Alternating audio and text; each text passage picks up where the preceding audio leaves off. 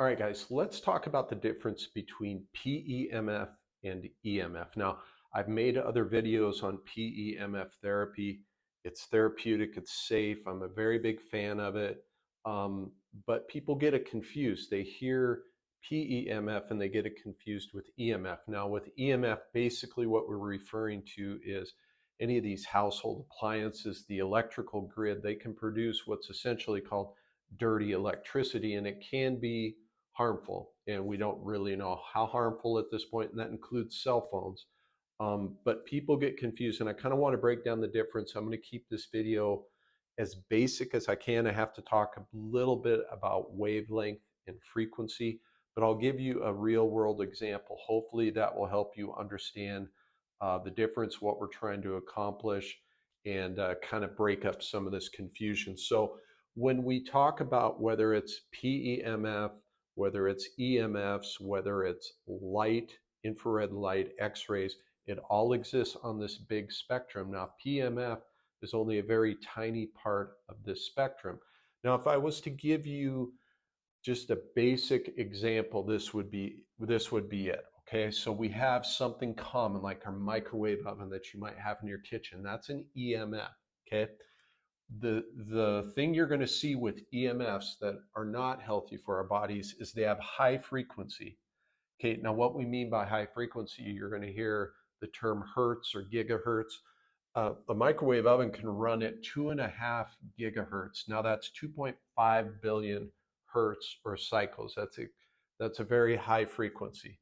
The other thing is its wavelength is very short. Okay, at 2.5 gigahertz, it's only 4.7 inches.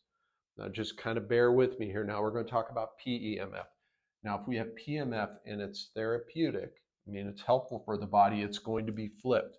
Instead of high frequency, we see very low frequency at 1 to 10,000 hertz. That's a big range, but it's very low frequency. The other thing is the wavelength also is the exact opposite. It has this extremely long wavelength. For example, in this case at 1 hertz, that's 6 miles, roughly 10,000 hertz, that's 60,000 mile long wavelength, okay? What we want to do with PEMF, you're replicating essentially the same frequency that you would get from grounding, for lack of a better term, or from being barefoot on the ground, those sorts of things. It's a very therapeutic frequency and wavelength that your body responds well to.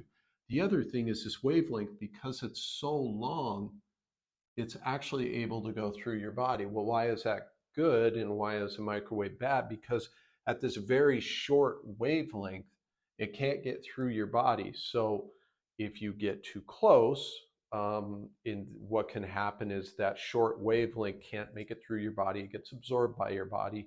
It can produce heat, potentially. That's why we use it to heat up food, right? Is because it absorbs, the food absorbs it, and it becomes heated. Now, another confusing thing is that we have ionizing versus non-ionizing EMFs, essentially. And an example of an ionizing is something like an X-ray, because it can actually ionize atoms. And what that does is it's going to disrupt chemical bonds, which we obviously do not want.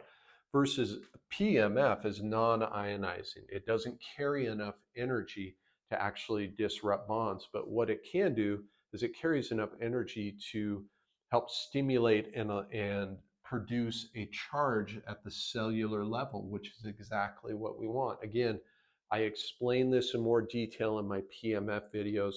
It's extremely therapeutic because we have these channels on the outsides and all around our body, but on the outside of our cells, for example, we have channels that require a certain voltage for them to open. When they're able to do that, we're able to get more nutrients like calcium into the cell.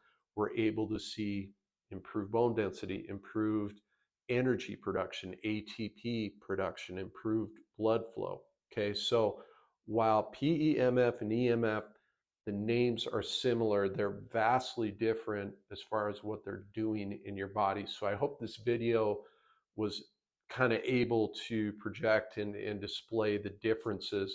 Let me know in the comments, please, if there's other questions you have on this. I know it gets a little bit confusing, but hopefully this helps you understand that. If you have any other questions, any other topics that you want me to cover.